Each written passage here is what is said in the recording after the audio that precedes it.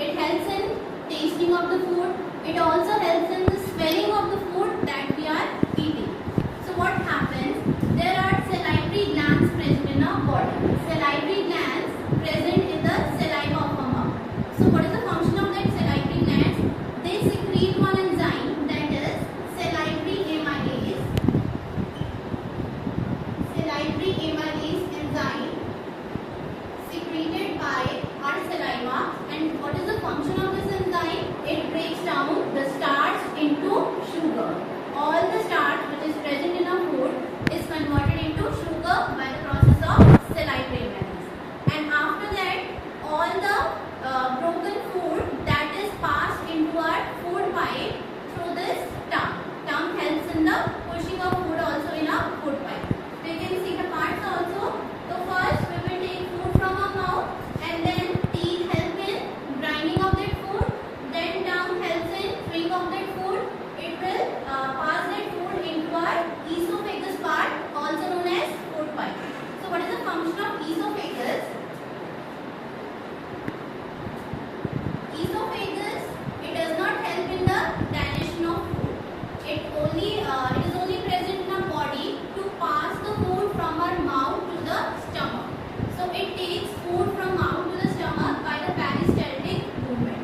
So what is the peristaltic movement? It is the contraction and relaxation of food from our mouth to the stomach. The food is going to slowly come into the stomach by this peristalsis movement, and then the food finally comes into the stomach part. So the stomach is the J-shaped structured organ, you can say. And what happens in the stomach? Stomach has various digestive glands. It has various digestive glands which secrete some digestive or gastric juices in our body. And those are pepsin, hydrochloric acid and mucus. And what is the chemical formula of hydrochloric acid? Can anyone tell me? Yes? Yes, very good. HCl. Yes, Parth? So see, stomach performs various important functions in our body. Stomach, it releases some gastric juices which are released by the gastric glands. So what are the functions of these three gastric glands, the gastric juices? The first is your mucus. So mucus is present in the stomach, in inner walls of stomach. Its function is to protect the stomach from any kind of acid or enzyme, from the action of any kind of acid or enzymes in our body or in the stomach. Then second is your pepsin. So pepsin is an enzyme which helps in the breakdown of proteins in our body. So whatever proteins are present in our body, they get broken down into the simplest form that we call as amino acid. And then amino acids are used for making the new cells. After that, the third one, that is your hydrochloric acid, whose chemical formula is HCl. So hydrochloric acid has two functions to perform. First is it makes the medium of the stomach acidic. So why the medium of stomach is required to be acidic? So that pepsin can easily break down the proteins into amino acid. And second function of hydrochloric acid is it kills all the harmful bacteria which comes in a body along with the food. So that is the main function performed by hydrochloric acid.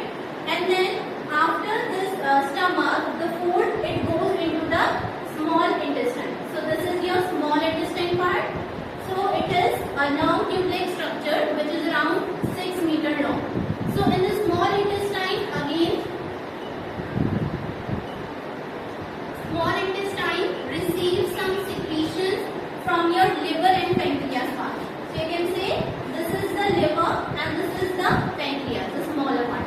And liver contains one small organ, that is the gallbladder inside it. So what is the function of this liver and pancreas? So liver, it secretes bile juice in our body. Liver secretes bile juice in our body whose function is to break down all the fat globules which are present in our food into smaller ones. Large fat globules are broken down into smaller fat globules so that they can be further broken down into fatty acid and glycerol. So that is the work of liver. It secretes some bile juice which helps in the breakdown of large fat tubules into smaller ones. And this bile juice, it is stored in the gallbladder. It is stored in the gallbladder part of the liver. And then secondly, pancreas. Pancreas secretes some pancreatic juice. Two types of juices are released, which helps in, first is your trypsin. Trypsin helps in the breakdown of all the proteins into amino acid. Again, so trypsin helps in the breakdown of all the, you can say, protein which is present in the food into amino acid in the small intestine. Pepsin performs its function in the stomach, while this trypsin performs its function in the small intestine. Okay, and then next is your lipase. So pancreatic juice also secretes the lipase enzyme, and the function of lipase is to break down fats into fatty acids and glycerol. All the fat which is present in our body, it is broken down into fatty acid and glycerol. So that is done by this enzyme lipase. So and complete digestion of all the nutrients which are present in a food, it occurs in the small intestine. So small intestine is responsible for the breakdown of carbohydrates, for the breakdown of proteins, as well as for the breakdown of fats. So and then special structure is present in the small intestine, that is known as villi. So you can see here villi. These are the finger-like projections which are present in the small intestine. What is the function of them? They help to increase the surface area of the small intestine. So they increase the surface area of the small intestine so that the nutrients which are digested, they are easily absorbed in our body. So this villi helps in the absorption of food. So villi are attached to the blood vessels. Through blood vessels, we get all the nutrients that are being broken down in our body.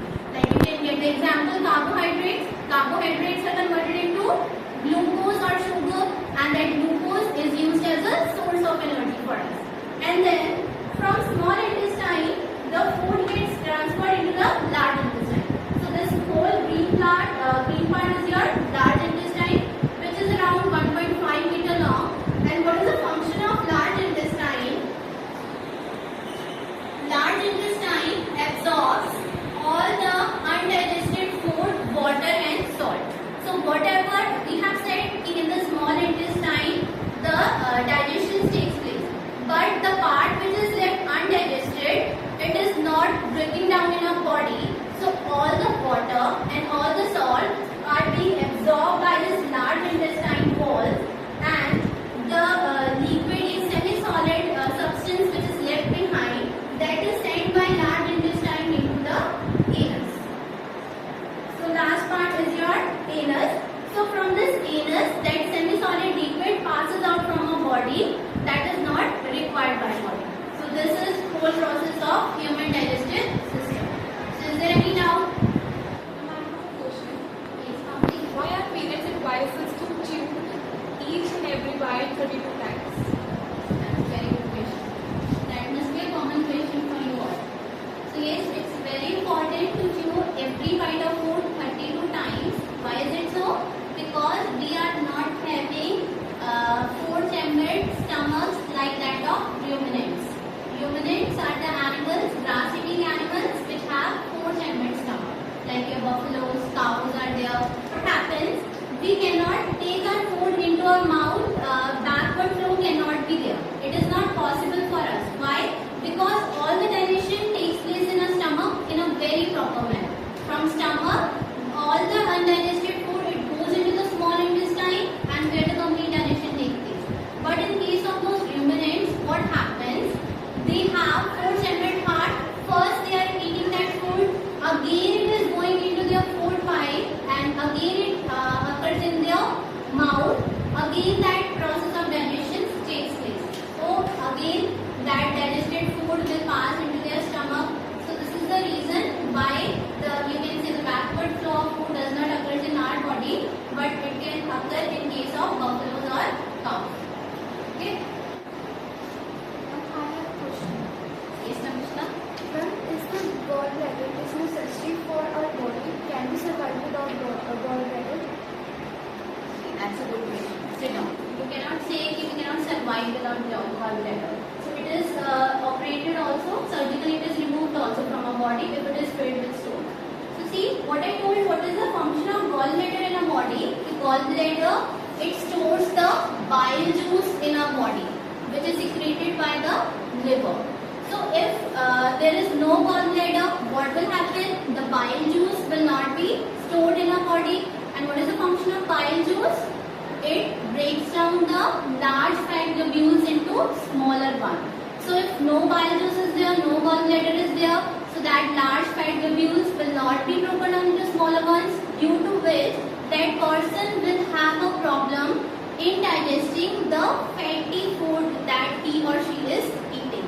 Okay, so that fatty food will not get digested easily in the body, and the doctors advise such patients to have less oily food also. Okay.